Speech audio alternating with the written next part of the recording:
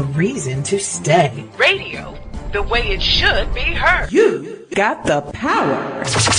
The views and opinions expressed are those of the host and guest and not necessarily those of TalkTainmentRadio.com, the management, the staff, or K&E World Network, LLC.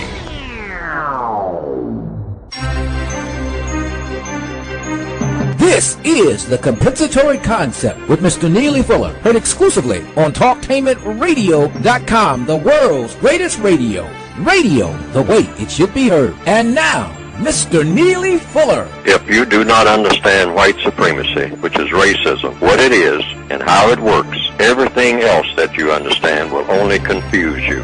Only confuse you. Only confuse you. Good morning, good evening, good afternoon, wherever you are. Welcome to TalkTainmentRadio.com. We go where you go on the world's greatest radio. You are now in touch with the compensatory concept, and I'm the co-host, Mr. Bobby. This is radio, the way it should be heard. On the line, live from Washington, D.C., we have Mr. Neely Fuller, Jr. For those who do not know, he is the author of the United Independent Compensatory Code System Concept, a compensatory counter-racist code. He has a revised version out, a revised expanded edition, 2016 Neely Fuller Jr., and it simply is a textbook workbook for thought, speech, and or action for victims of racism, which is white supremacy. And he will be discussing all aspects of that according to the code. According to the code, the compensatory code. And he will explain all of that in the 9 areas of human activity. He will explain that. If you give a listen, you can begin to understand. Mr. Fuller, you can get the book by going to producejustice.com. That's producejustice.com. And throughout the show, I will have Mr. Fuller at least twice give this same information that I'm giving now and maybe any other updated information that you can get on the book. And in addition to the book, you can get a compensatory counter-racist codified word guide. And I will have him also explain that to you. They're both on for sale on Produce Justice. That's producejustice.com. Okay, I think that's all I have. Oh, yes. If you'd like to join in on the conversation, you can, but not now. I will give you the signal when you can call in, so do not call right now. I know some try to get in early, but don't call right now. I will give you the numbers, the telephone number, toll free, and the Gmail address. I would like to ask that when you do call in, or if you do write, please, and I emphasize, please, condense your letter or your comments so it can be short to give Mr. Fuller a chance to address your concerns. And keep this in mind. When you ask a question, please keep in mind, ask it in a compensatory way, because if you notice, Mr. Fuller is only going to answer the question in a codified, compensatory way. So think about it, use your logic, and then ask the questions. So without me talking anymore, let me introduce to some and present to others Mr. Neely Fuller, Jr. Mr. Fuller, good morning, and how are you? Good morning, and I'm still learning. You are still learning. Good. Okay, a week has passed since the last show, a very good show. Callers called in. What would you like to start today's show topic off with? Well, I'd like to mention, just briefly if I can, the African American Museum that's going to be open in September here in Washington, D.C.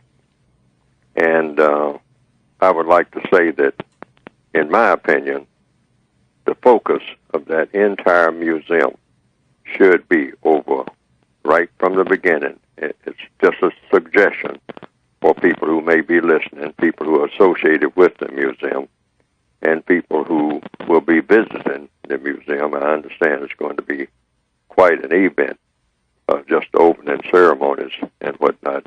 But I'm thinking for the initial term and for the long term, what is the museum for? What is it supposed to really accomplish, both initially and in the long run? Because I understand that it's quite an endeavor. I would like for the theme to be, for the entire museum, as long as it will exist in the future, the theme for the entire museum, a Black history and culture museum, African American museum, should be constructive problem solving. That's what it should be known for, because I'm saying, in my opinion, that should be what Black culture is, what all Black activity should be, in order to have the label of Black activity. Right now we have this a shallow, I believe, idea about what is Black culture. And naturally, if you say what is Black culture, you ask the question, what is white culture? Well, what I have put in the textbook for victims of white supremacy, the compensatory counter-racist code, white culture is white supremacy. That's how it got the label. How could you call it white culture without saying that it's white supremacy? You have to say that it's white supremacy. It consists of nothing else. Otherwise, why call it white culture? You can have any kind of culture. Culture, first of all, is what people do. If you're paddling a canoe down the river, that's your culture. Why? Because you're doing it. We usually think of culture as being some type of thing that you have somewhere over on the other side of the mountain in a green box, and you go every now and then and visit your culture. You don't visit your culture, you act your culture. You do what your culture is. If you're participating in a drive-by shooting, during the time that you are participating in that drive-by shooting, that is your culture. And if you're a Black person doing it, that is Black culture at that moment, because it's a Black person who is participating in a drive-by shooting. You're doing it. So what else could it be? Now, there are people who will say, oh, no, that's not what culture is. Okay, then that raises the question, what is culture? What exactly is culture? Or are we just going to go around just babbling forever about what culture is? What is culture? What is not culture? When is culture? Who produces a culture? What type of culture should be produced? So I'll get back to what I said just a minute ago. Everything in the future associated with Black people should be about 3 words. If you start talking about what Black people do, what Black people are about, what Black people should be about, what they should have been about all along, is what? Constructive problem solving. If you are not engaged in constructive problem solving, then you don't have a culture worth mentioning. I don't care what kind of culture it is or what area of activity. I'm just making flat statements now that could be valid, could be logical, and may not be. But you have 9 areas of activity. What is Black culture and what is white culture in these 9 areas? Economics. When you look at Black economics, what is it? Where is it? What does it amount to? Where, how can you identify it? Education. What is Black education? If you're going to put that Black in front of it, the word education. What is a Black education? And why would you have a Black education, separate from just education itself? And what would it be about? And what would it be trying to accomplish in order to do what ultimately?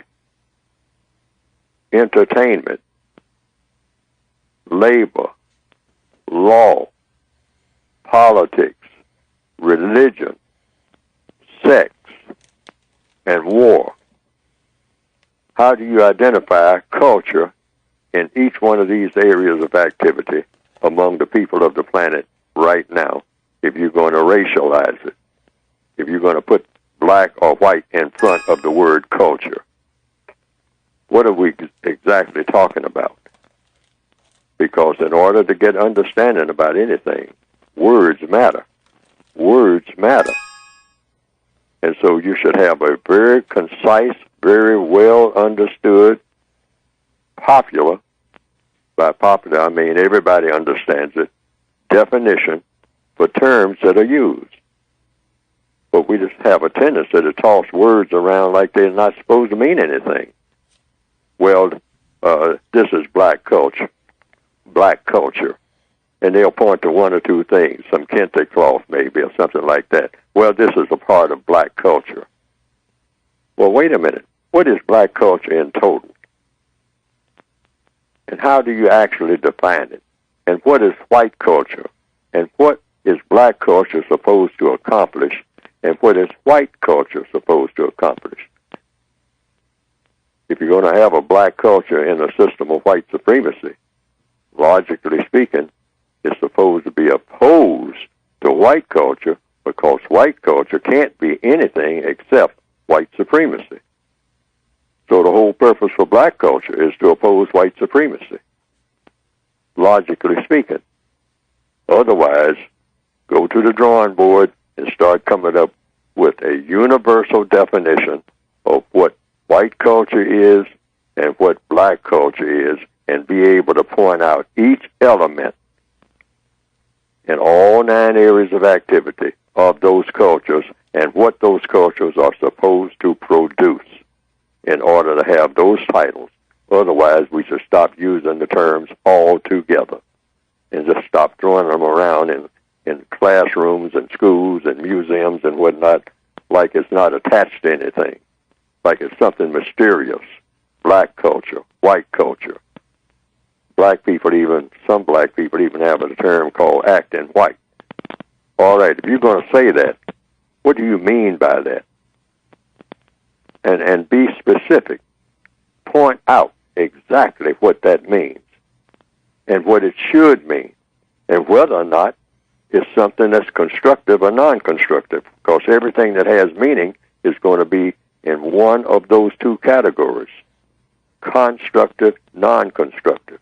And if you're going to brag about black culture, point out what is constructive about that part of black culture that you're talking about.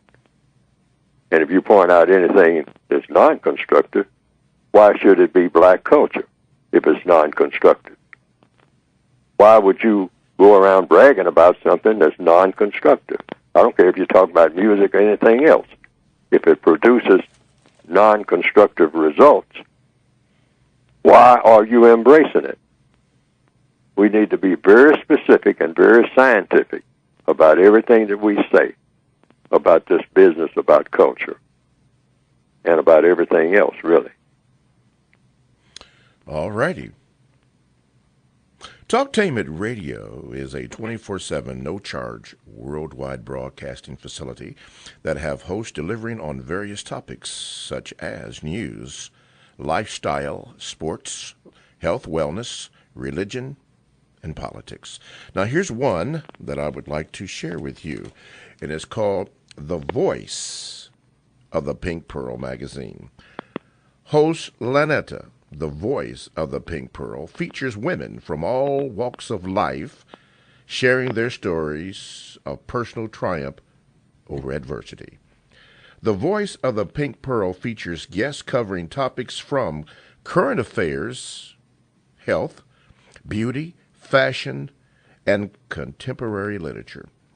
Lanetta brings the vision to motivate, uplift, and empower all women. The Voice of the Pink Pearl is broadcast on Fridays, and it is exclusive on TalkTainmentRadio.com. And that is radio the way it should be heard. This is your co-host, Mr. Bobby, on the compensatory concept with Mr. Neely Fuller Jr.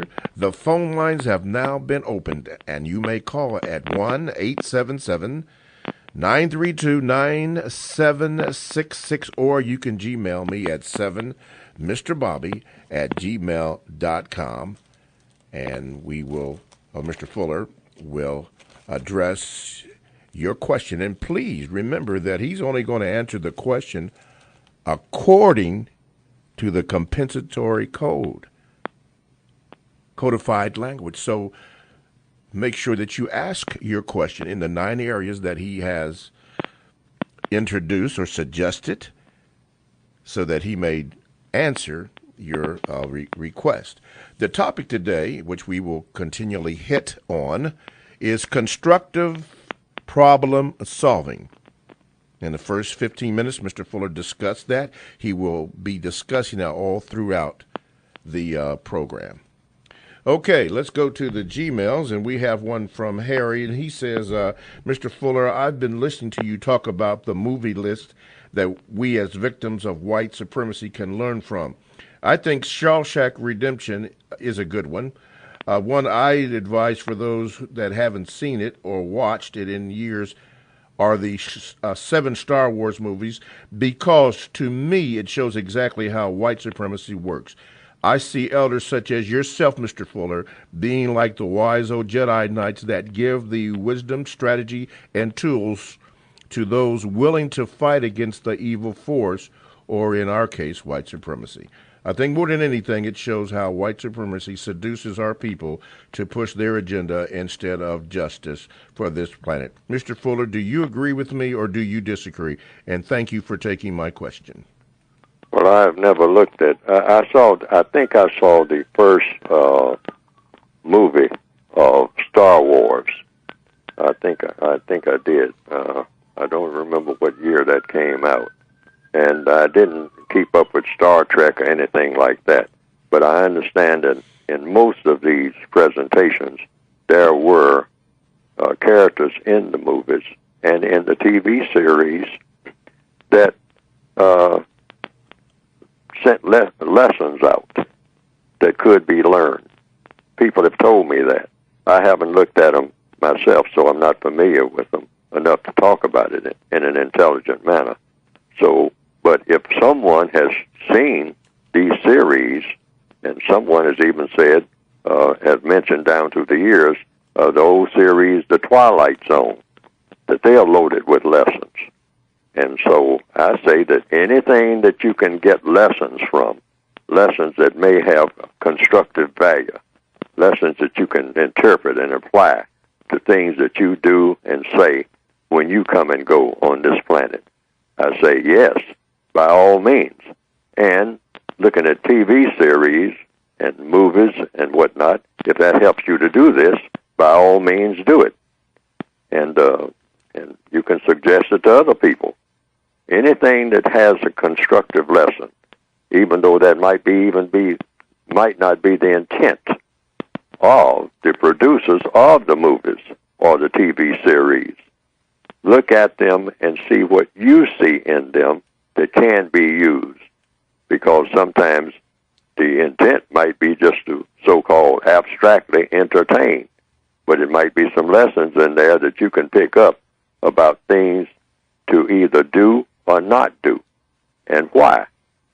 And that's an entertaining way of being educated, you might say, about the real world. You can even have the fantasy world, things that people have made up. But you can learn a lot by reading novels, which I don't read very much of these days, but I used to. But I did pick up from reading certain novels. Huckleberry Finn.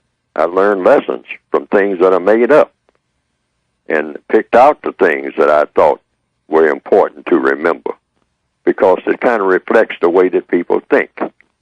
And the way people think will determine how they act and the things that they do and what their values are. People will act out on what they think about. That's just the way it works. That's the way the universe works.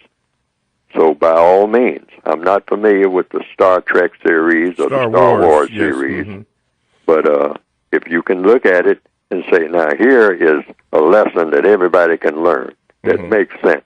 And to remember those scenes and play them back in your mind. And it will help you sometimes, I mean, wherever you happen to be on a given day, you'll say, oh, yeah, I saw something like that. I mean, looking at Dr. Spock, I think that was a character's name. Yes, and in he Star said, Trek, yeah, Dr. Spock, yes. Yes, he said such and such a thing. I mean, you know, and it made sense, you know, and I can apply that to my situation. And then you apply it to your situation if it has what? A constructive effect, if it works in your favor. Yes, yes, that was what Spock was known for his logic on the Star Trek series. 1-877-932-9766 is the number that you can call. Somebody just did, but and then they left. You would have been next up. So we will go to the Gmails from Brother Fred.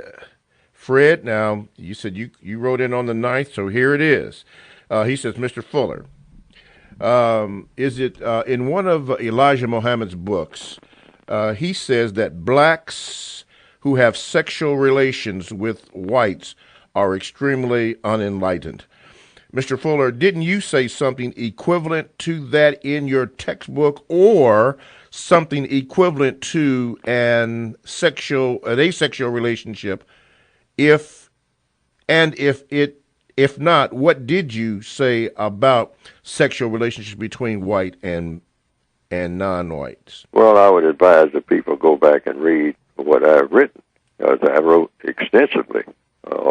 Just, you know, open the textbook to the 8th area of activity, sex, and I say repeatedly, in different ways, that sexual intercourse between white and non-white people under the system of white supremacy works to support the system of white supremacy. And I give the reasons why. Because it's like the white people who have sexual intercourse with black people or non-white people in the system of white supremacy, I liken that to a warden having sexual intercourse with a prisoner. Now, people might say, well, people should be able to have sexual intercourse with whomever they want to. I mean, after all, people fall in love, they say. You hear this all the time. And if it's a white person and a black person, who should care? I mean, that's a personal matter. Well, if you have systems in place, and a system is in place that is unjust, then it has to be taken into account. And the system of white supremacy is in place. It's not like everybody is equal. So you don't want sexual intercourse between people who are not equal. That's the logic. Mm-hmm. In other words, it's got to be even, Stephen. You got to be equal. You got to be in the same category. You can't be one person subordinate to another. And in the system of white supremacy, all of the non-white people are subordinate to the dictates of the white supremacists. And the white supremacists are what? They are people who believe in dominating and mistreating people. So if you have sexual intercourse between a black person and a white person in the system of white supremacy, the black person is being taken advantage of.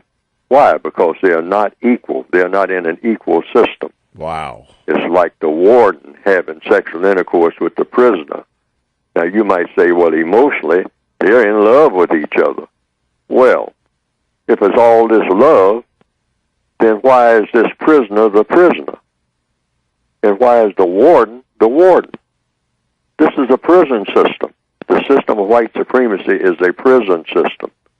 And the non-white people are in that prison, every last one of them on that planet.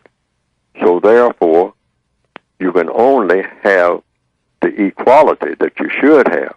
You should have the mutuality and the harmony that you should have only after that system has been abolished. Yes, sir. So all the people who want to jump in bed with each other based on crossing the so-called color line, the first order of business is to first get rid of the system of white supremacy so that everybody is equal, everybody is on the same level, and then you can have a mutual and harmonious relationship. Yes, sir. Otherwise, it's nothing but child abuse on the part of the white person against the person who is classified as non-white.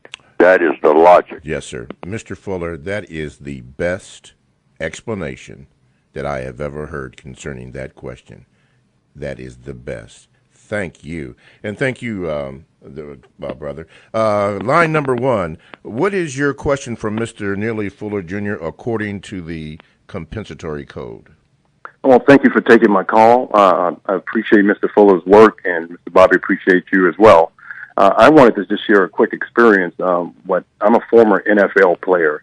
I did not understand white supremacy until much later after my career. And when I started to understand Mr. Fuller's work is when things came into perspective for me. But I wanted to ask Mr. Fuller to expand on African-American athletes and the things that because we see white supremacy. Football season is starting. We will see it every Sunday. The Olympics just ended.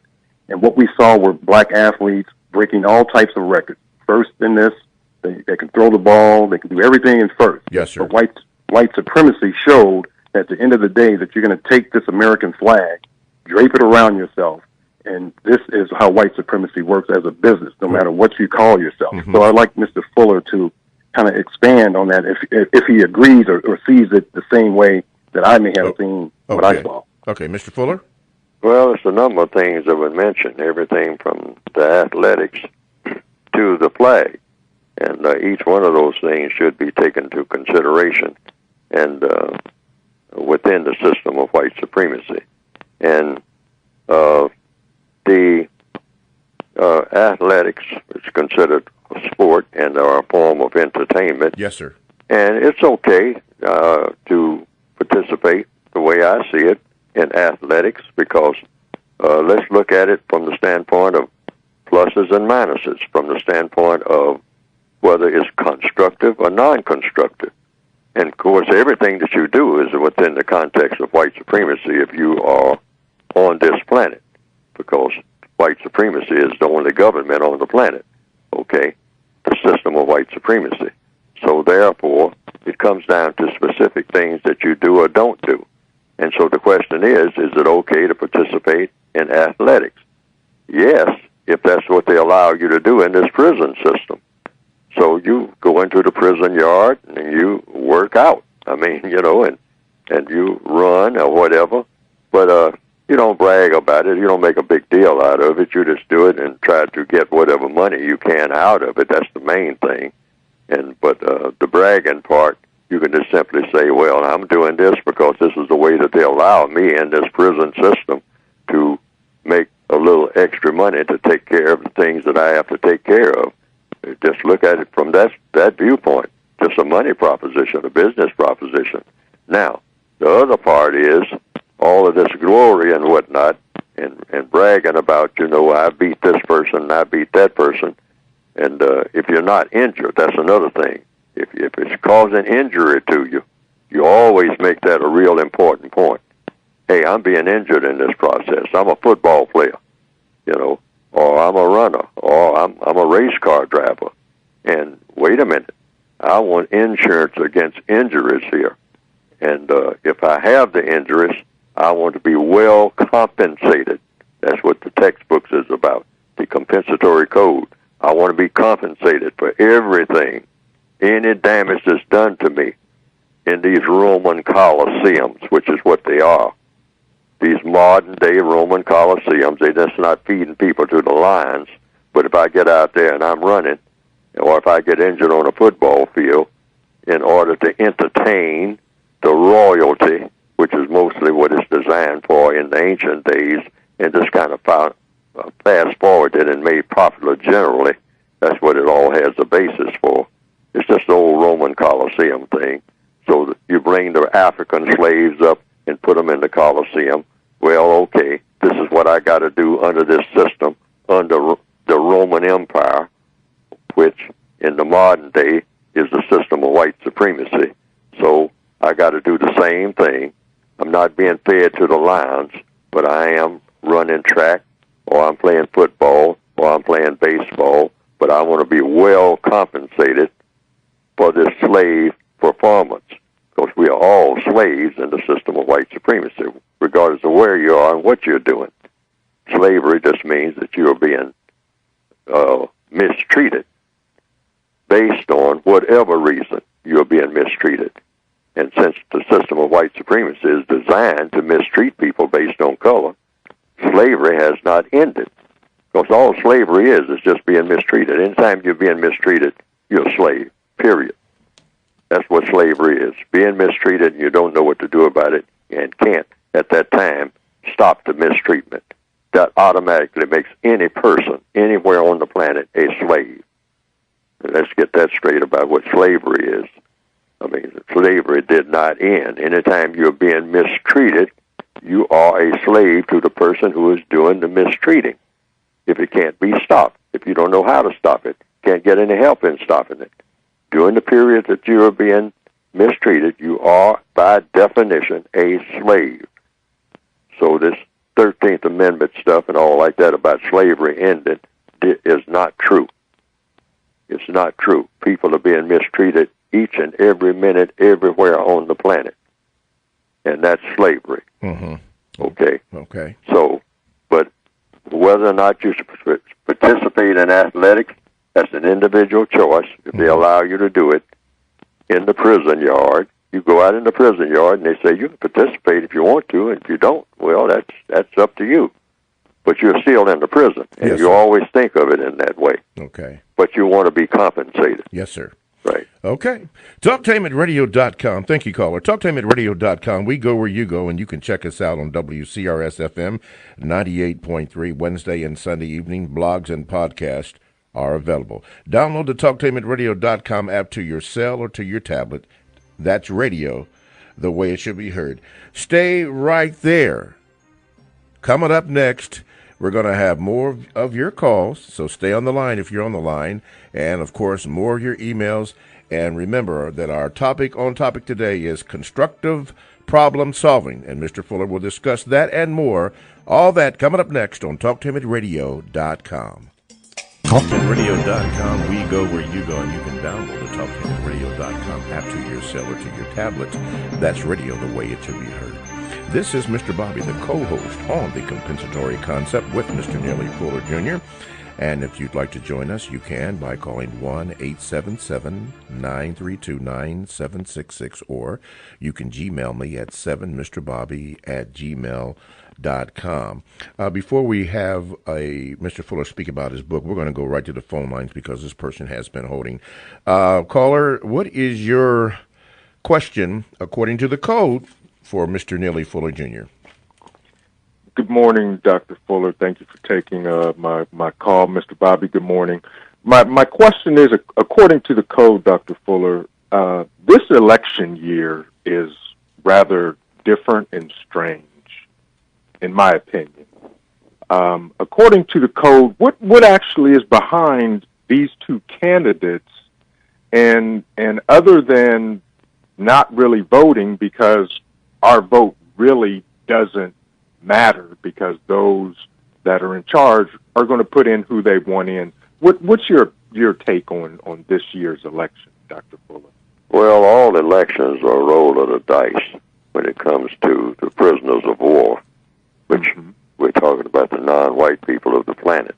Mm-hmm. So we're in the system of white supremacy. We're in a prison system. So it's just a matter of, okay, we're going to get some new guards and uniforms and wardens and new administration in the prison, the world prison, that is, because that's what white supremacy is. So you just say, well, we do the best we can. That's all it is.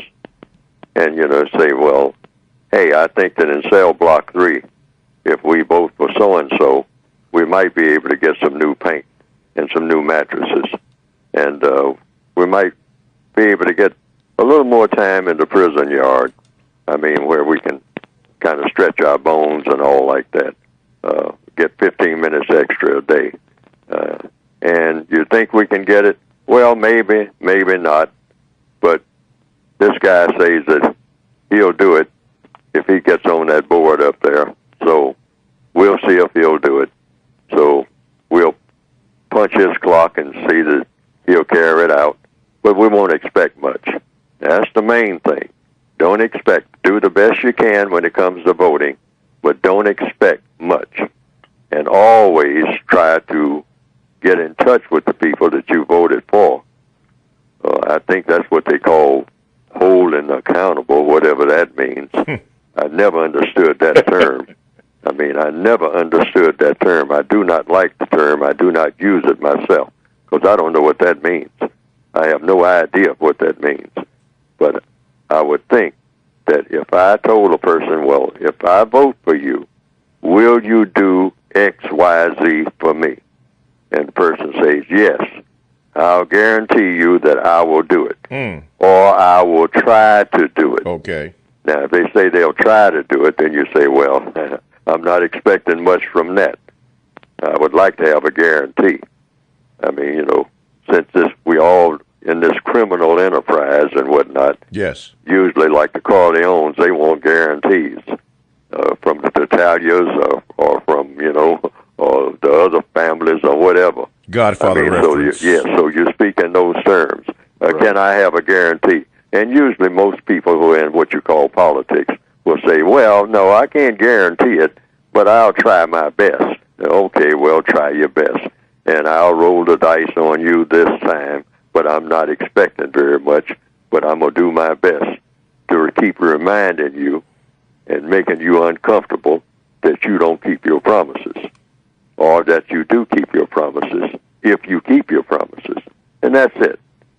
But don't expect very much in the system of white supremacy when it comes to the white supremacists doing something constructive for non-white people. Yes, sir. You can pretty well depend on them to do everything that's non-constructive. They'll provide you with plenty of drugs or something like that. Yes. Thank you, caller. Appreciate it so much. Thank you, bro. All righty. Let's go to line number 1. You are now on with Mr. Neely Fuller, Jr. What is your question according to the compensatory code? Hello, Mr. Fuller. Hello, Mr. Bobby. Hello. I would like to know if medicine is included as an area of activity. Excuse me, did you say medicine? Yes, when I say medicine, considering the Tuskegee experiment, the Henlot cells and things that have gone on with blacks in medicine in America, what does medicine fall under in Mr. Fuller's compensatory guide? Okay, Mr. Fuller? Thank you. Well, people have asked me to make a 10th one, and that would be under health. They say that should be squeezed in there, but I have never added it because I said if you have all of the other areas of activity, economics, education, entertainment, labor, law, politics, religion, sex, and war, if you're doing all the correct things, all the most constructive things in all of those areas of activity, you will have health. See, because that whole business about medicine and health, a lot of it is involved in economics. It's involved in education. It has an impact on everything, political, et cetera, et cetera, et cetera. So if you straighten out all the problems in all of the 9 areas of activity, we will have a healthy world. If you do that in economics, if you do that in education, you do that in entertainment, you'll have a healthy world. And what is politics? Because that's where they say that medicine is involved in a lot of political things and whatnot. But if you have people who are doing things against other people, and that's what you have in the system of white supremacy, you can expect that. So you can always expect for the white supremacists to do poisonous things. That's not just in medicine. They poison the food. They make cocaine available to black people when they won't make a job available for you. Okay? And then they will condemn you for using the cocaine or for selling it. Okay? Because that's a setup. And that comes under law, and that makes for a very unhealthy environment among black people. Black people get out here and slaughter each other over turf for cocaine sales or some other drugs and whatnot, because that's supposed to be the black economy, particularly in the northwestern hemisphere. Otherwise, you're not going to be able to make any money. That's what the white supremacists practically tell you to your face. That if you don't sell drugs or do something that's illegal, that I'm going to chase you down and punish you for, you're not going to be able to feed your family. Because I'm going to go up on your rent. I'm going to go up on your house note. If you got a house, I'm going to figure out a way to take it back from you after you halfway get it paid for, or have you under the so-called eminent domain, have to move, have to dislocate. In other words, just make your entire existence a mess. That's what white supremacy is about. Mm-hmm. Not about improving anything for black people, even though they are very, very skillful at making it look like on the surface it's an improvement for a little while. And then they will tear down whatever it is that you're doing that is of any constructive value. And yes, they will do that in medicine. They'll do that in all areas of activity. So you just straighten out the 9 areas, and so that there's no more white supremacy in existence anywhere. And what you have in replacing it is what? A system of justice, which means what? Guaranteeing that no person is mistreated, and guaranteeing that the person that needs help the most gets the most constructive help. That's the aim. Anything short of that is not going to work anyway. Yes. Okay. Thank you. All right. You're welcome, my brother.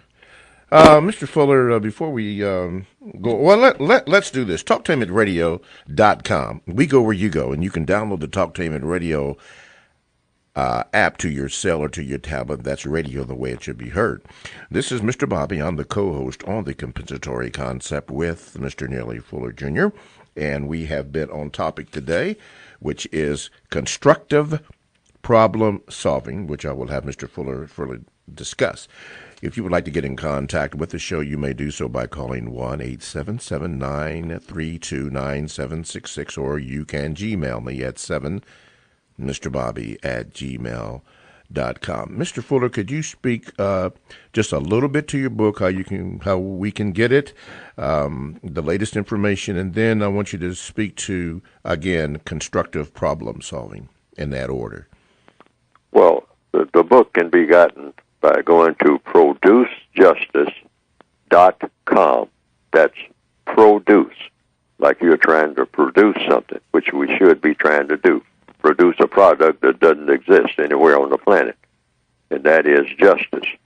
So that is how you can get the book. Go to producejustice.com, because that's what the book is supposed to be about. It's not supposed to be about glorifying blackness or denouncing white people just because they're white.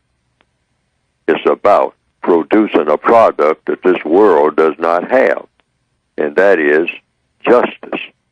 And I've given a compensatory definition for justice. The title of the book is The Compensatory Counter-Racist Code, and I've given a make-up definition for the word justice because I was not satisfied with the word that I found in the dictionary that's supposed to be the definition for justice. I was not satisfied with any of these words. So I said, I'm going to try to give one that you can measure, a definition. And that is, it's in 2 parts. Part 1, guaranteeing that no person is mistreated. If you have any person being mistreated, you can't have justice. That's impossible. Yes. And number 2, guaranteeing that the person that needs help the most gets the most constructive help. And underline the word constructive.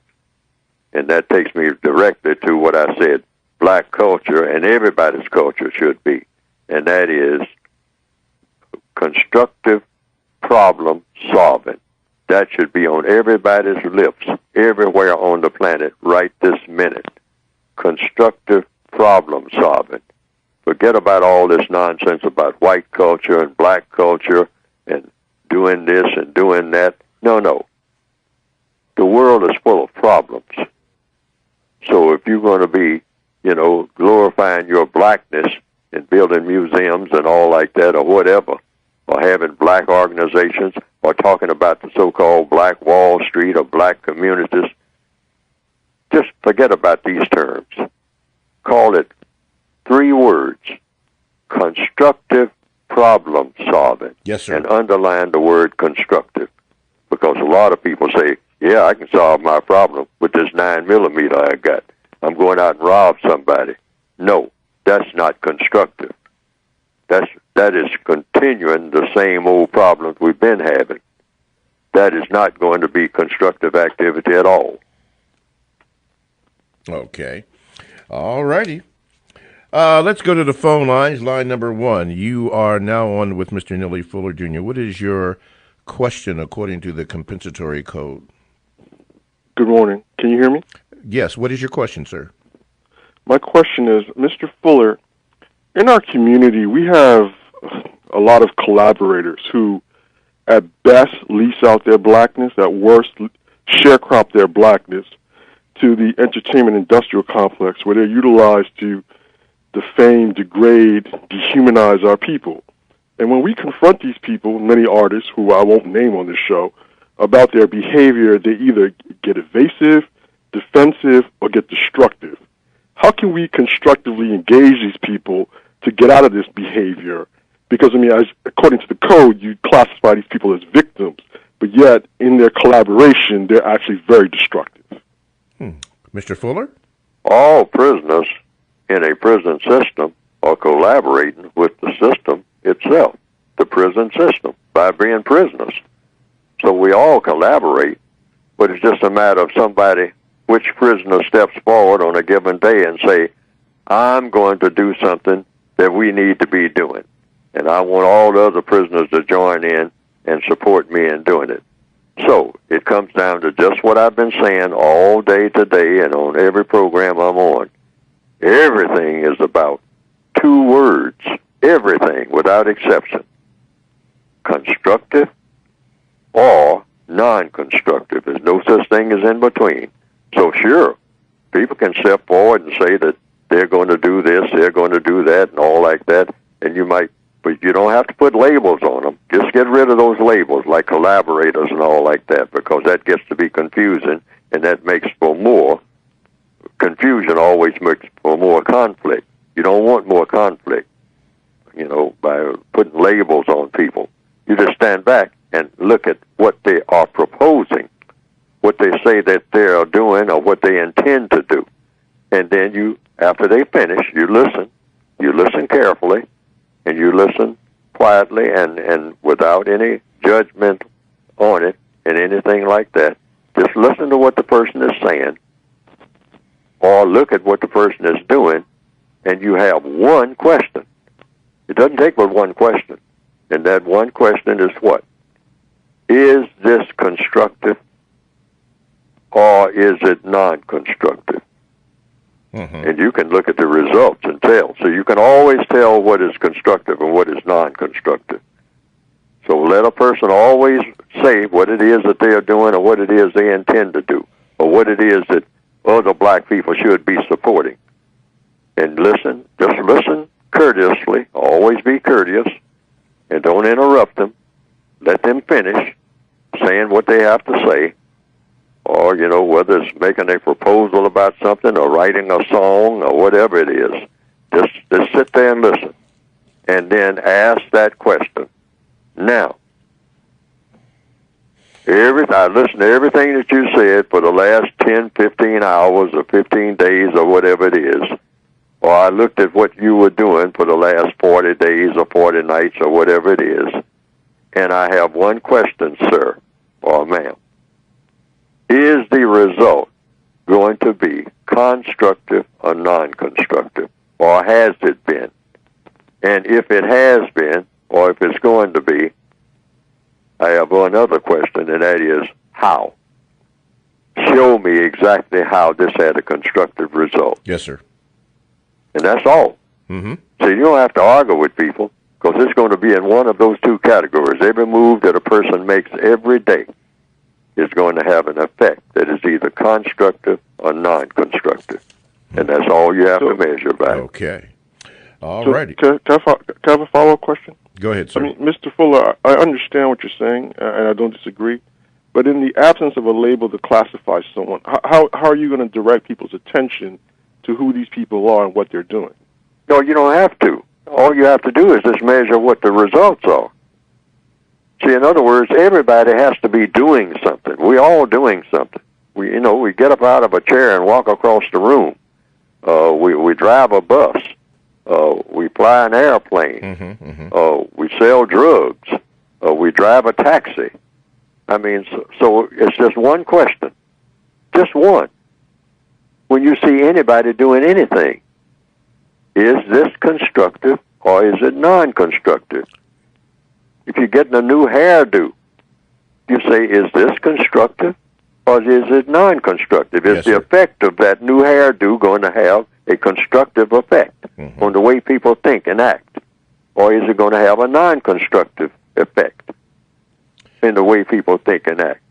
Because every move that everybody makes every day, all day, this is everybody on the planet, is going to have a constructive effect or a non-constructive effect. And that includes just sitting down eating a meal. You can look at what a person has on a plate and say, hey, Willie, what's that you eating? And he'll tell you.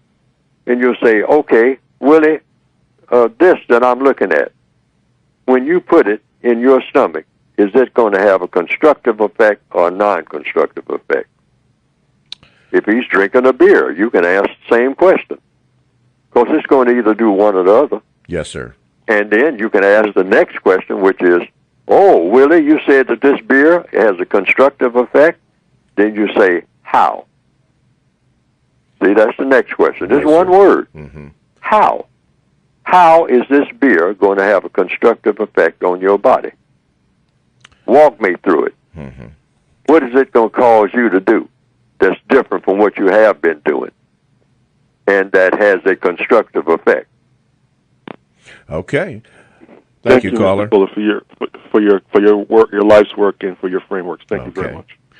All problems are solved through questions and answers. Phone line number 2. What is your question according to the code for Mr. Fuller? Good morning, Mr. Fuller. I just want to say thank you for your book and your body of work, because it's helping to clarify a lot of things for black people. You said the part about we have a global racist system, and the racists oftentimes will reach in their bag of tools and pull out black people and start using them for their purpose. I agree with you, Mr. Fuller. I just noticed how I can watch those 2 slave films, 12 Years a Slave and The Django Unchained, in the German language on the internet for free. You know, as a little girl, I was around Germans, and they forced that language down my throat for 3 years. And I just noticed that they'll put that on the internet for free. You ain't got to pay a penny to watch it in the German language. The Germans are still pissed off with Tommy and Ivan, the Americans and the Russians, okay? So black people are now serving as tools for them to get back at them. They're going to put those 2 movies up there on the internet so everybody can see it. Oh, get the cast down to Germany and start interviewing the whole cast. And the real purpose for them is to get back at the Russians and the Germans and try to get out of paying reparations. And they just reach in their bag of tools and pull out black people as their tools so they can use and get back at Tommy, the Americans. Okay. Hey, ma'am, was there a question from Mr. Fuller in our remaining moments, though, that you have for him? No, I just wanted to thank you to clarify that. Okay. All righty. Thank you for your call, Mr. Fuller. In the remaining minute that we have, you want to clarify that? No, I just say that, that comes under VGQ, the lady's giving out information. Yes. So everybody who's listening to what she said, consider what she said. Yes. And think about how you should think about it and what your reaction should be with the information that you receive. Information is power. All information that you get, even information that is unpleasant, and information. If you receive information from someone, sometimes, that turns out to be non-true, it's still constructive because you found that out. All righty. All right. See, so all information, you listen to everybody. Okay. All right, constructive problem solving will be the topic again in the second hour. So thank you for listening to the compensatory concept first hour, the second hour of the compensatory concept on talktainmentradio.com. We go where you go on the world's greatest radio. You are, by the way, in touch with the compensatory concept with Mr. Neely Fuller Jr. I am your co-host, Mr. Bobby, and this is Radio the Way It Should Be Heard. Now, if you would like to call into the show, you may do so. We have a couple of lines open. You may call by calling 1-877-932-9766, or you can Gmail me at 7, the numeral 7, Mr. Bobby, at gmail.com. We've been on topic today, which is constructive problem solving, and I will have Mr. Fuller go over that again for those who are just now tuning in for the second hour. But right now we are going to go to the phone lines, line number 3. What is your question according to the compensatory code for Mr. Neely Fuller Jr.? Good morning to both of you gentlemen. My name is Orlando. I'm calling from Houston, and I just had a couple of questions, if I may, real quickly. Okay, first question is, Mr. Neely Fuller made the comment that Gandhi made a statement. The purpose of the Negro is to bring peace.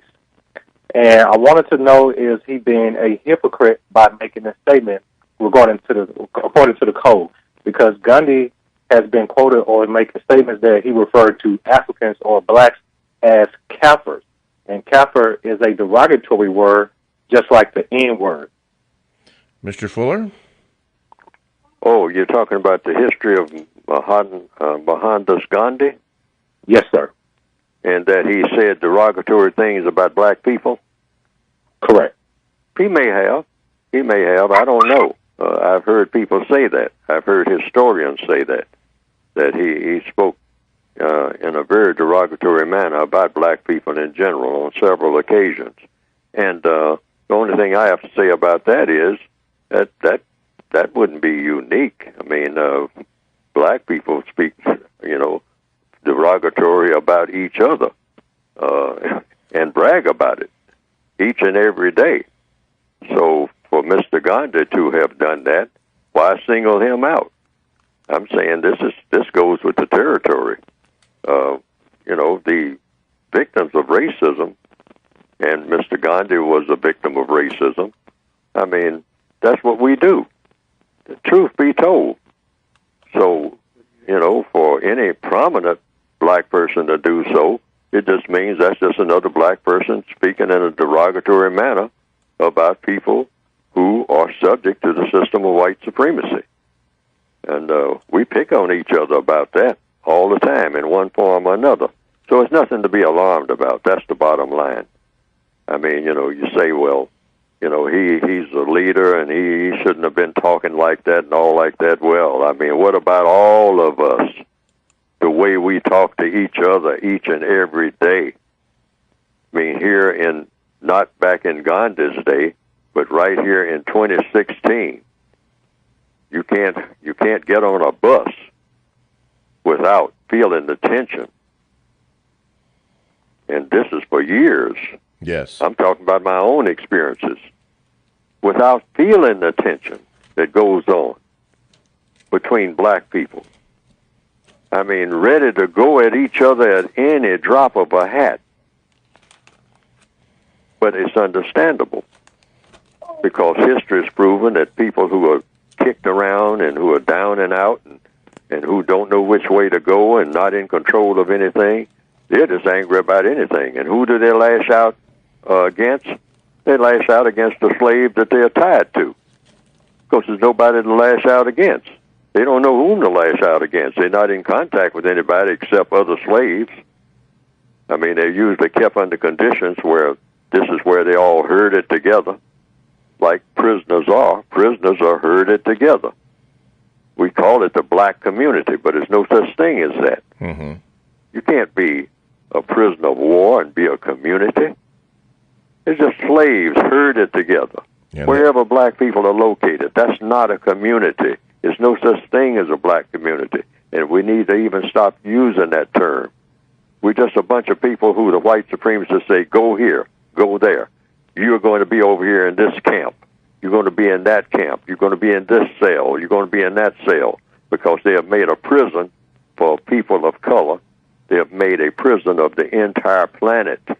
Mm-hmm. So anywhere we go on the planet, we are under the system of white supremacy. Oh, okay. So it's natural that we will lash out at each other. Okay. That goes with the territory. What was your second question, caller? Yes. I'm not sure if he touched on it during the first hour, but suspected racist white supremacists held a rally outside of the NAACP branch in Houston, Texas this week, holding Confederate flags and assault rifles in their hands and stating white lives matter. As a victim in this system, I have an understanding, BGQ, if I may say. I would like to know his take on it, and were they sending a message to whites and non-whites? Okay. Thank you for your call. Mr. Fuller? Well, to the extent that a white supremacist has anything to do with anything, they are always upholding white supremacy. That's the answer. Okay. And they're sending that message to everybody. And what is white supremacy? Domination and mistreatment of people who have color. Yes, sir. I'm saying it in one sentence so it doesn't get confused. All white supremacy is dominating and mistreating people who have color or who have been classified as non-white. Okay. A question came up here, Mr. Fuller. It says, Mr. Fuller, are the housing projects for black people in so-called urban areas or camps of the prison, are they, in white areas they're called apartments, but I've noticed in urban areas, so-called urban areas, they're called projects. Could this be considered training for the prison industrial system? Most so-called projects look like prisons. Okay. Look at it, concrete and wire. Yeah. And what do you have in a prison? Concrete and wire. Wow. Let's go. Just past the playgrounds and whatnot. It's dismal. Broken glass, concrete and wire. Wow. Trash blowing down the street. Trash hanging on the wire. A little basketball ring up there with no net. Yeah, you're right. Yes. Wow.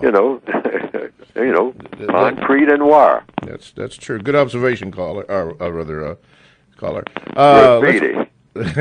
Let's go to the emails here.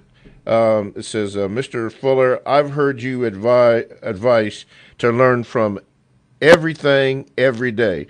I observed an ant, an insect, and wondered if the ant or ant colony best represents the code in action. Why? The problem for the foraging ant is to locate food. The individual ant searches for a solution. When food is found, the solution is shared with the ants via code or chemical trail. Would you agree with that, with this observation? This comes from J.R. Well, there's an old expression that people say comes out of the Bible. Hello? Out of the Bible. Oh, okay. Uh-huh. There's an expression, and that is, go to the ant, thou sluggard. Consider her ways and be wise. Now, people can interpret that for whatever it is. I mean, because I don't try to interpret the Bible for other people. I just say, you read books and you use whatever interpretation you want to have, because otherwise I'm not getting into an argument about that. But you probably, I guess, that meaning is you can learn things from just studying the ant. One thing that I learned from looking at ants is that they're persistent. Now, I don't know about their conflicts and all like that. I don't know enough about ants, but they do get in conflict with each other, and that's not healthy. So they're not an example in that regard, because they do become destructive in that manner. They fight each other sometimes, and that's not anything I would recommend. But they are persistent, and that's one thing that everybody can learn from studying a lot of creatures. Wasps, I noticed them, watched them. They are persistent. They'll try. They'll just keep trying. I've sometimes sprayed a wasp because I figured that the wasp shouldn't be where it possibly is. It might fool around and sting somebody. All right, and so therefore I would spray it. But I would notice that wasp wouldn't give up. They would fight that spray. if they're trying to build a nest, they will actually, try to, they can't. They are confused about the spray. They don't know where it's coming from, but they will consistently keep coming back to that nest, trying to put that nest together. Wait a minute. Neely Fuller Jr. is using chemical warfare on a wasp? Yes. Yes. Okay. I would do that. And a person might say that that's non-constructive, and it definitely is non-constructive for the wasp. All right.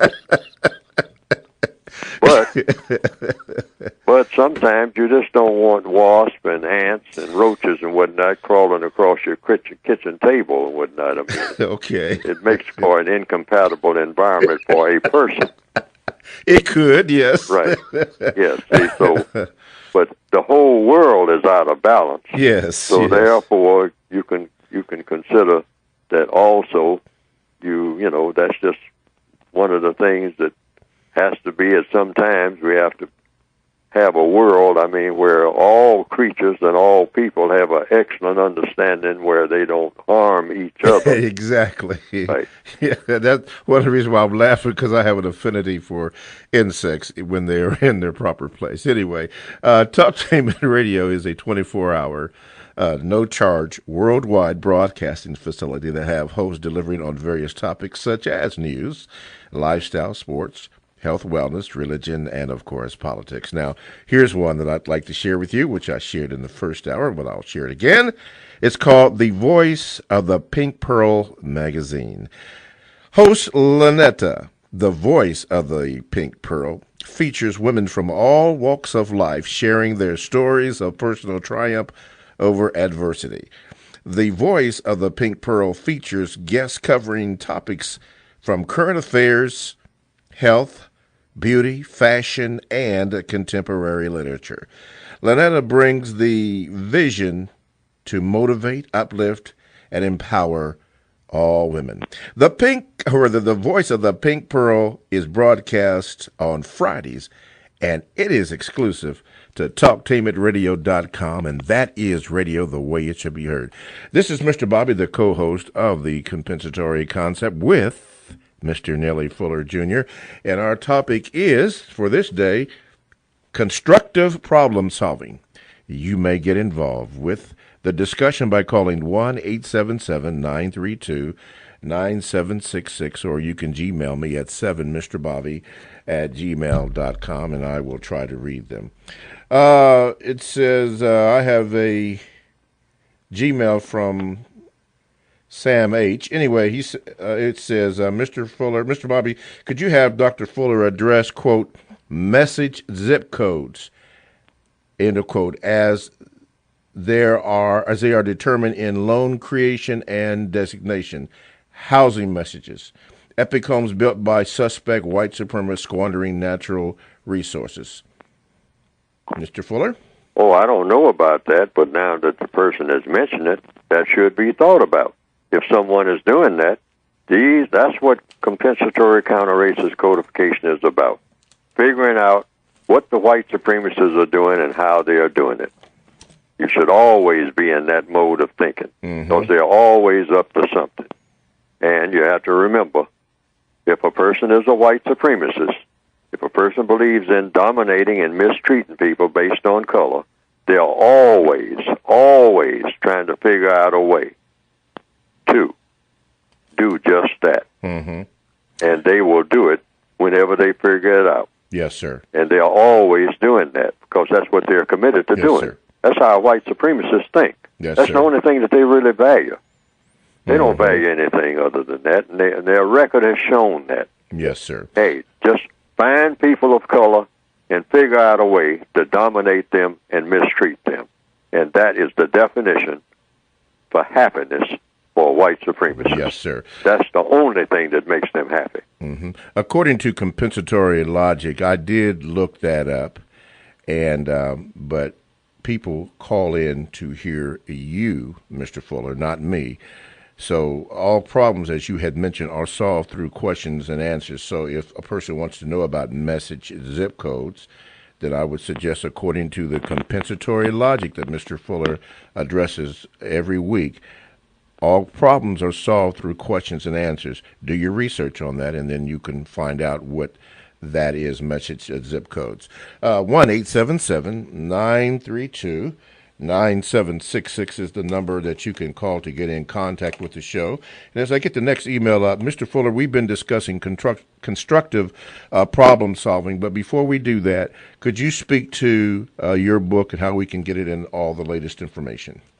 Or go to producejustice.com, and what will come up on the screen is a brief description and a sort of a breakdown of the 9 areas of activity also, and some other information, but basically a description of the compensatory counter-racist code book, the revised and expanded edition, for those who are not familiar with that. That's an updated version of the basic book that came out in 1984, the latest one in that form. And this is the 2016 updated version. There will not be, I don't think, another publication or updated version. Yes, this sir. will be the last, I think. Okay. I don't intend to do another one. And then there's also a compensatory counter-racist codified word guide. Now, the word guide is not a dictionary. It's just a listing of words, you might say, page by page, in alphabetical order, of words to use and not use, or words when other people use them. It will list a number of questions in many instances that you should ask, because these words don't have definitions that make sense sometimes when people are talking. Yes, sir. They may not make sense. So you ask questions about the words because you want to be able to understand what words mean. People just have a tendency to throw words around, and everybody's supposed to assume that everybody understands what the words mean, when sometimes the words make no sense at all, and the meanings make no sense. Even when they give them definitions, the definitions don't make sense. So you want to ask questions in depth about a lot of words. Yes, sir. And then there are some words that you just change the definitions of. But if you're not satisfied with them, I change the definition. That's using compensatory logic when you do that. Is that correct? Right. Yes, sir. Okay. That's what compensation just means, making up for what's missing. Yes, sir. Okay. And so words are nothing but tools. So you want to use tools, every tool that you pick up, in a way that works for you in a most constructive manner. Yes, sir. Okay. All righty. I got a question from Kinyaha. I'm going to try to construct it, but I did mention that in the Gmail that was sent. Challenging white supremacy. It says, according to Neely Fuller, Jr., white supremacy has 4 stages. Number 1, establishment. Number 2, maintenance. Number 3, expansion. And number 4, refinement. My question is multi-layered. Is it a good idea to challenge white supremacy as early as possible? For example, challenge it in stage 1, which is establishment, before it reaches stage 2, maintenance or expansion, and so on. Does it become much harder to challenge and beat white supremacy in its deeper stages? Let me go back to question 1. Is it a good idea? Person is asking, is it a good idea to challenge white supremacy as early as possible? Sure. It's an excellent idea, but it's too late to do that now. Okay. Because white supremacy is the only government on the planet. Okay. It's already successful. It's already a successful operation. Oh. It's the most successful government that the world has ever seen in recorded history. Okay. There's no more successful government than the system of white supremacy. That's the title that you give to it. Yes, sir. Okay. You don't call it by any other title other than that. Racism is white supremacy. White supremacy is racism. White supremacy. Okay. Right. So it has already reached stage 2, which is maintenance, and stage 3, which is expansion, stage 4, refinement. It says, does it become much harder to challenge and beat the system, beat white supremacy in its deeper stages? For example, it's stage 4, refinement, much harder to challenge than in the previous stages. Sure. That's nothing but logic. You know, something starts off, the establishment means you're just getting it started. And then maintenance is you maintain what you have gotten started. And then expansion means, just like being in business, and white supremacy is a business, you expand your business. Yes. Once you get it off and running, you say, well, this business is going so well, I think I'll expand it. All right? So white supremacy is a business. Okay. Pays very well, too, for the Okay. white supremacists.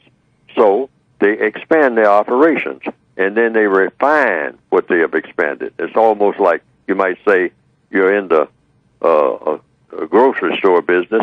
So once you get to the refinement stage, you just say, well, hey, we're going to have more advertising, and also let's make the store look a little better than it does. Yes. I mean, you know, it needs sprucing up.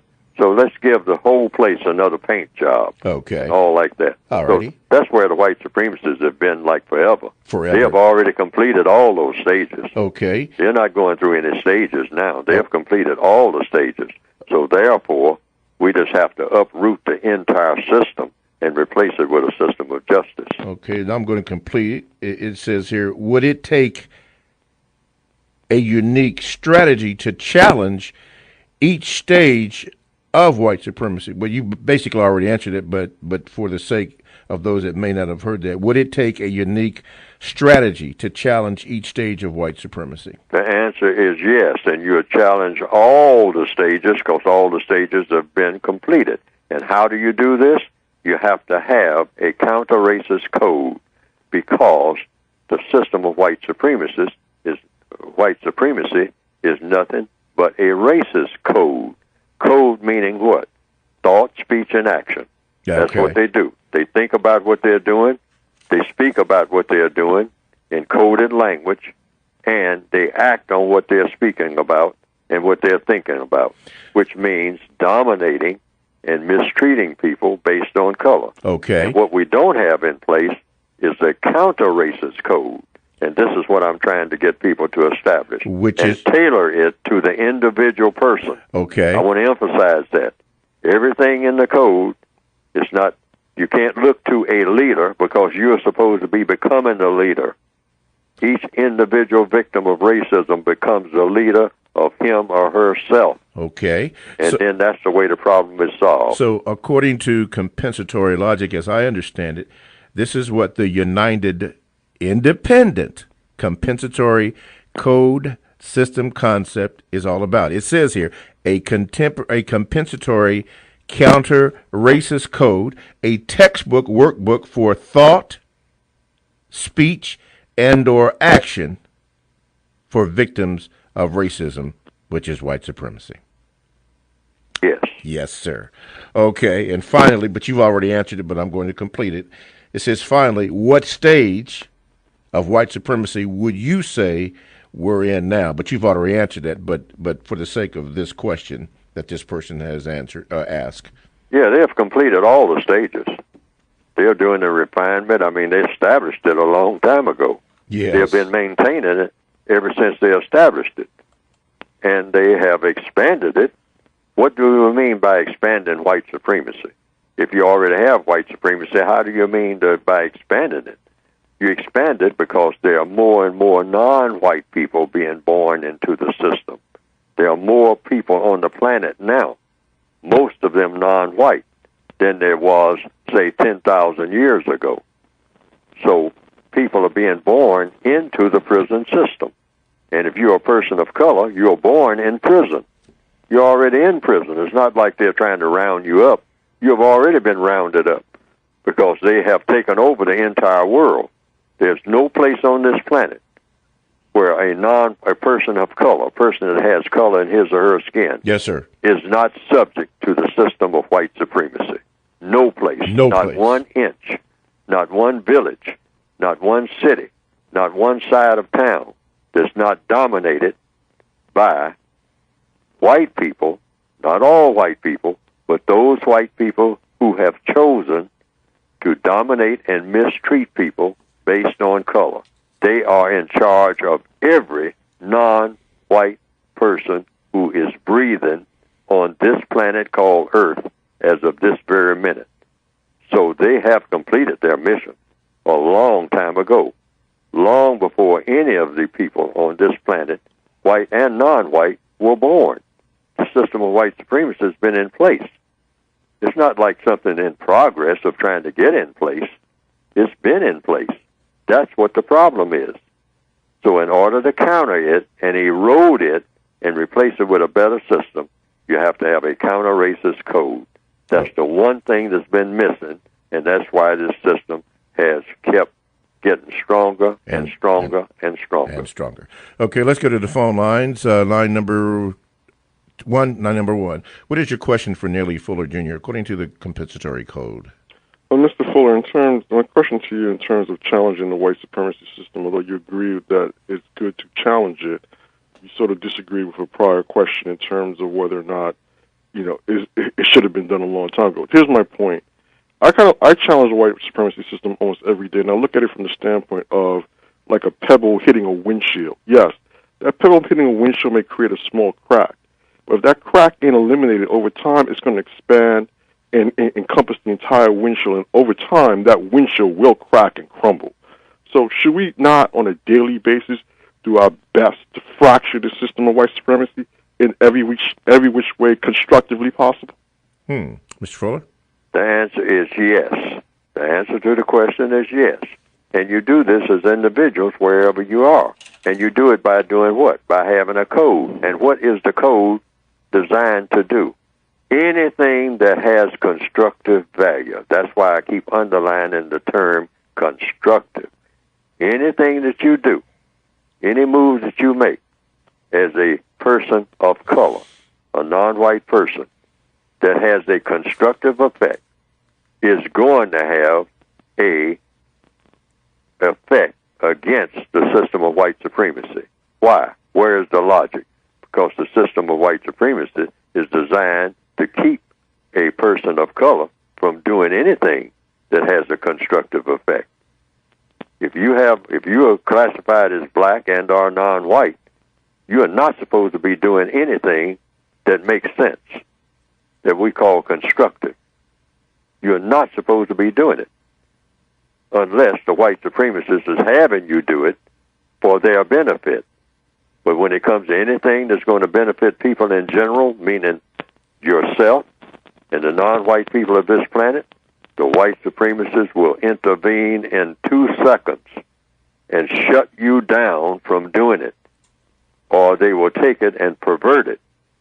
And this is usually the way they do it under the refinement system. They will come to you and say, well, let me help you do what you're doing that's going to have a constructive effect. But then little by little, they will take whatever you're doing and load it up with their poison so that you wind up not even knowing what you're doing yourself. Because they know they are very skillful at deceiving people, even when they approach you. So you always have a position when you see them coming of saying to yourself, here they come, what are they up to now? Yes, sir. Okay. Here they come, what are they up to now? Because usually it's something, if you're doing anything of constructive value, they are going to poison what you're doing, and you're not going to even be aware of the poison until it's too late. Until it's too late. Thank you, caller, for your call. TalkTainmentRadio.com. We go where you go. Check us out on WCRS-FM 98.3 Wednesday and Sunday evening. Blogs and podcasts are available. You can download the TalkTainmentRadio.com app. All right, TalkTainmentRadio.com. We go where you go. Download the TalkTainmentRadio.com app to your cell or to your tablet. That's radio the way it should be heard. This is Mr. Bobby, the co-host on The Compensatory Concept with Mr. Neely Fuller Jr. We've been on topic today, constructive problem solving. Mr. Fuller has explained that, and he will again throughout the remaining moments that we have in the show. You can call in by calling 1-877-932-9766, or you can Gmail me at 7mrbobby@gmail.com. Let's go to the phone lines. Line number one. What is your question for Mr. Fuller according to the compensatory code? Hello, Mr. Fuller. I'm calling about the topic on all these good white people that everyone loves to seem to mention that aren't racist white supremacists. Since there's so many of them around the world, my question is, why have they not these good white people, collectively or independently, confronted the racist white supremacists about ending this unjust system? One, should these non-guilty good white people refuse to accept benefits from their white skin privileges since they are not in the same category as the white supremacist? Mr. Fuller?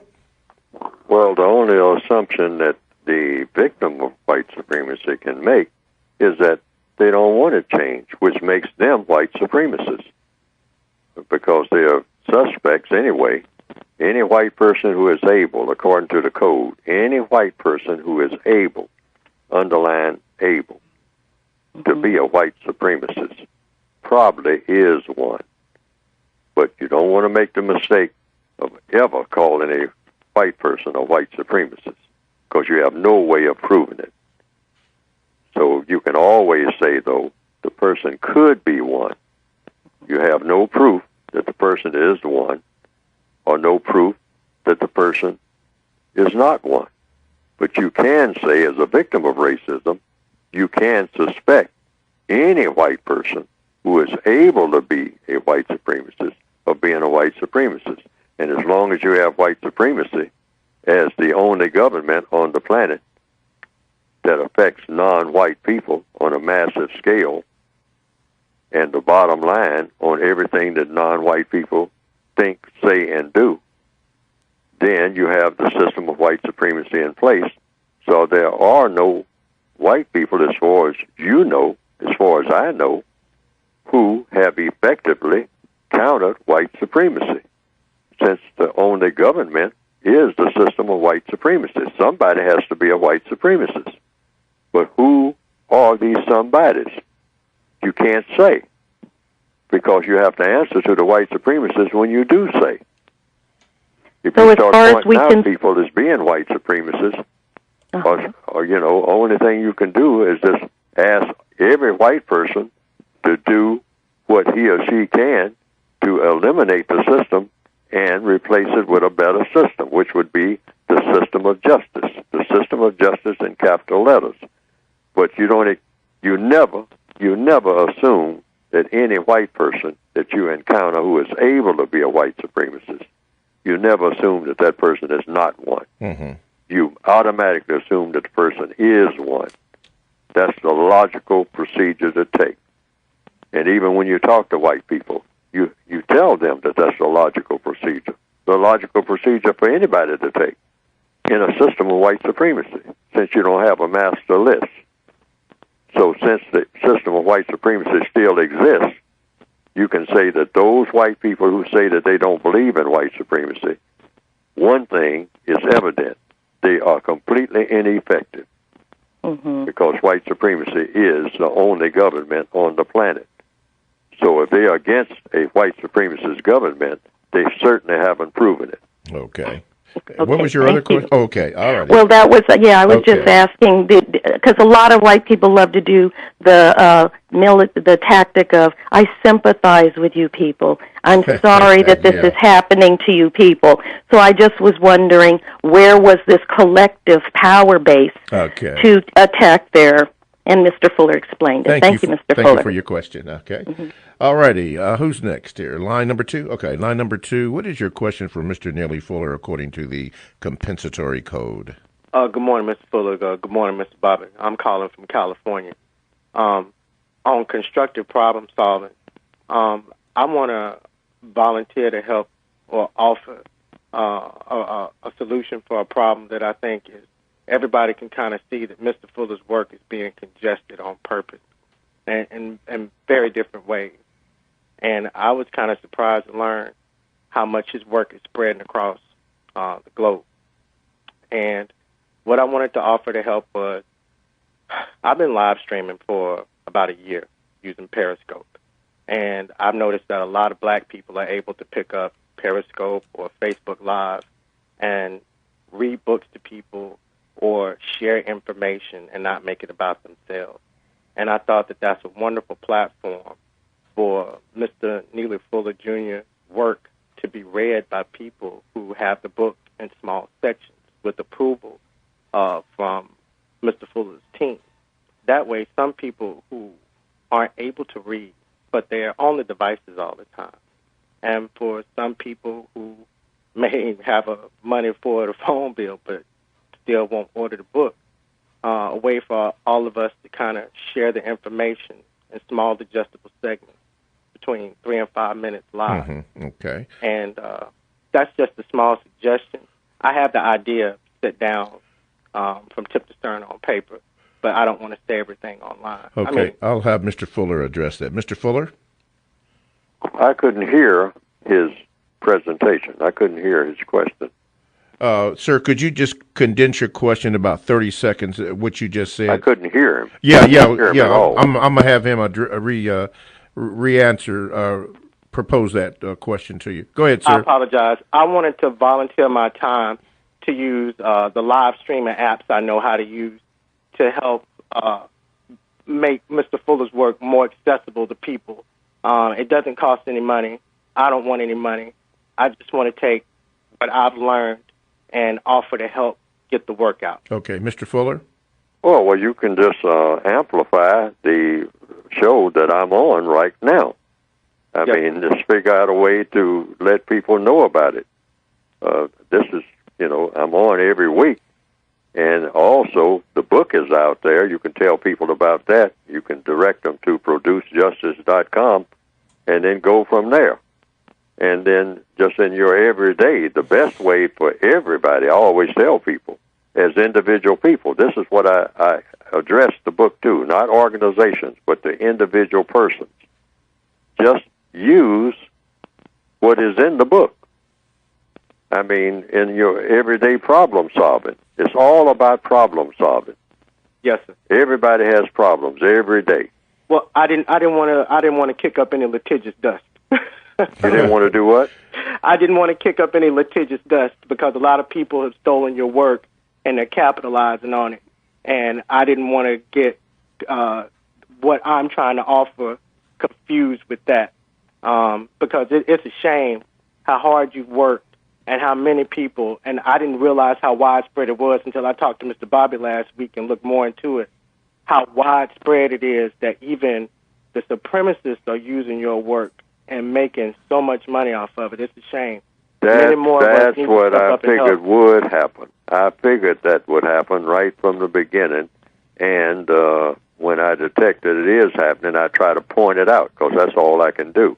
Yes. Because I knew that the white supremacists sometimes getting with other non-white people and trying to distort the message, because that is their greatest defense against counter-racist codification. They know that when you start talking about individual action, people as individuals using their own minds every day in every situation where he or she, or the persons of color, may be, use their own minds, using logic to do the most constructive thing. The white supremacists are fully aware when you individualize counter-racist thought, speech, and action so that each individual is an organization within him or herself against racism, they know how effective that is. That's the one thing that they don't ever want done. They want everybody to start trying to follow some maximum leader so that they can then compromise that leader or kill that leader. I mean, and you have to start all over again from scratch and take 50 years, to get everything all organized again, and then they knock it down again, just like you knock down an anthill.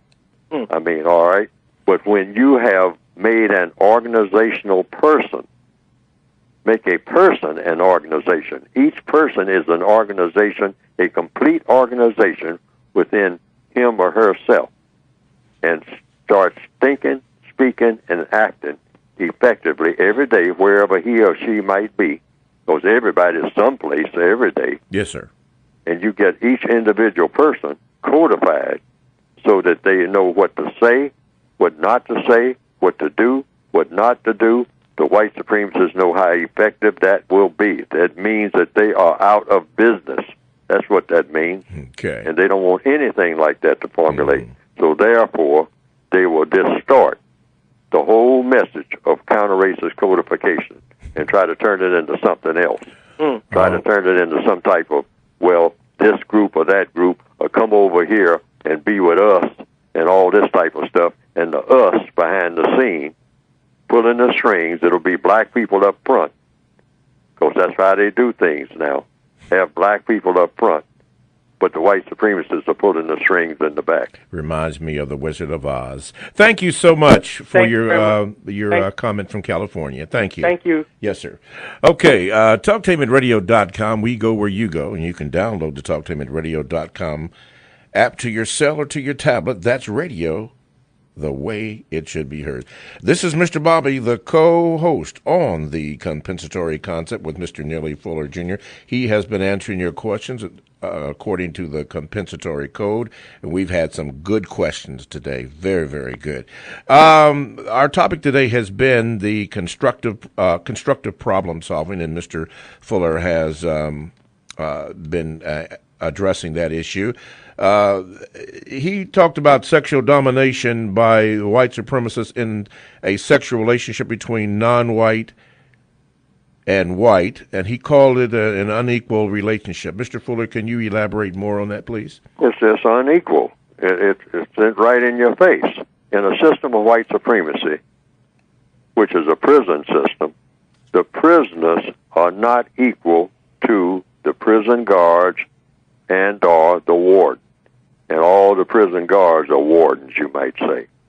And which means every white supremacist, every white person who believes in white supremacy and who practices white supremacy is a warden, a world warden over every person who has color in his or her skin.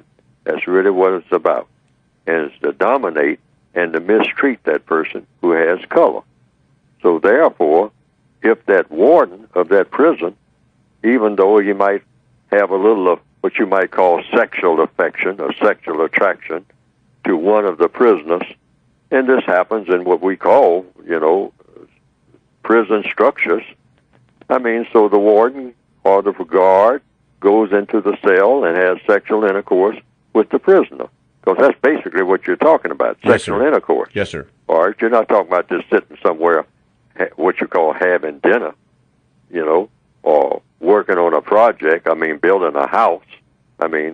You're talking about some type of intimate sexual interaction, usually sexual intercourse of some type, or so-called anti-sexual intercourse, homo or something like that, okay?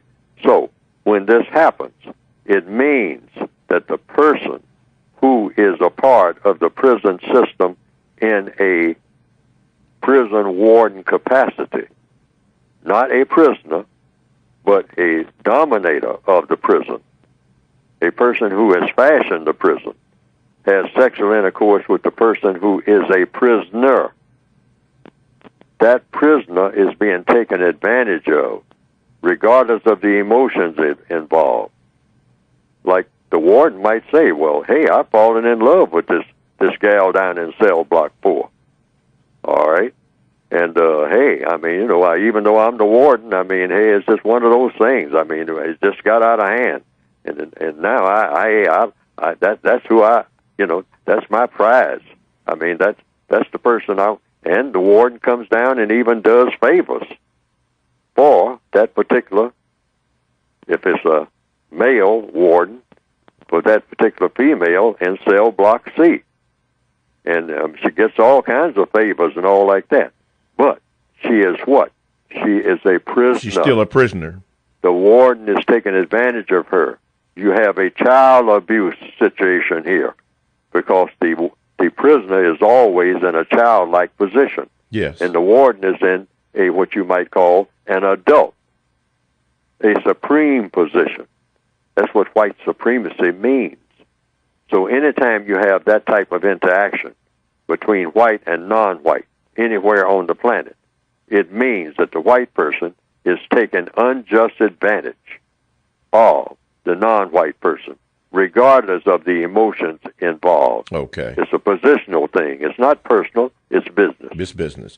Okay, we got a email, or rather a Gmail, from the brother from so-called French Guiana, Brother Mirthro. He says, here's a question I'd like for you to address to Mr. Fuller. What about a person who does not say the truth in a relationship in order to get involved in a sexual intercourse relationship between a non-white male and a non-white female? Anytime you have a lie being told in any situation, that is helping what is already in place, and that's a world that's full of falsehood, and that makes for nothing but problems. The truth has to be revealed about everything that is going on this planet. That's why I've even talked about people who go around killing people. I don't care what the circumstances are. I don't care what brought it on. No one who kills people should be hidden. The identity of that person should be hidden.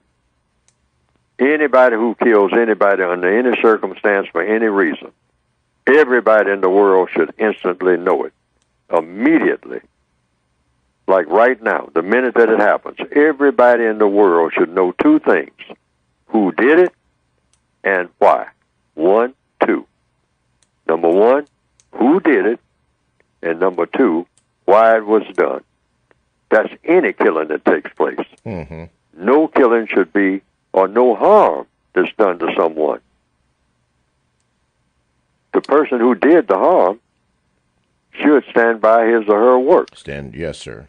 Yes, okay. That's code. That's hard. That's solid code, and it's the same way with the truth about anything. Yes. You know. Okay. The truth should always be revealed in such a way that justice is the result. Okay.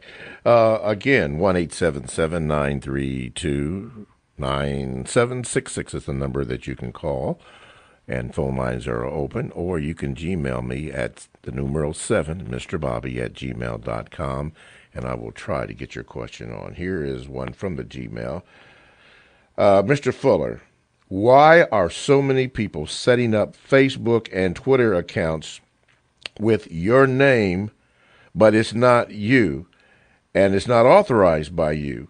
I went to one of the Facebook pages using your name and see your face and quotes, but just found out that it wasn't set up by you. So my question is, if there are some who are using your name and likeness incorrectly, could there be others who are doing so in order to spread the best aspects of your message, even if they may not have gotten permission from you to do it?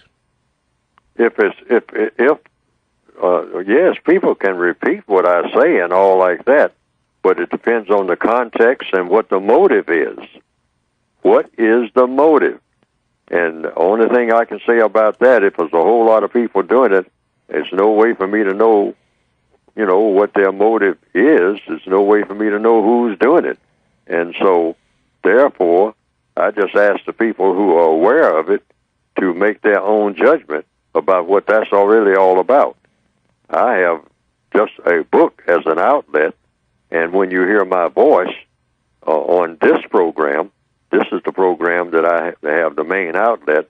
I do every night on a regular basis. I do the Talktainment radio, which is Wednesdays, where we are now on as Mr. Bobby West is the host, and that is where I am every week, every Wednesday. But now, every now and then, I don't do other internet programs anymore. None. I don't do any more of that. But I do, every now and then, do AM or FM radio. I am on other radio shows. I mean, that's what you call regular radio. Terrestrial AM. radio. Mm-hmm. Yeah, terrestrial radio. Every now and then as a guest. But on a regular basis, it's just where I am right now.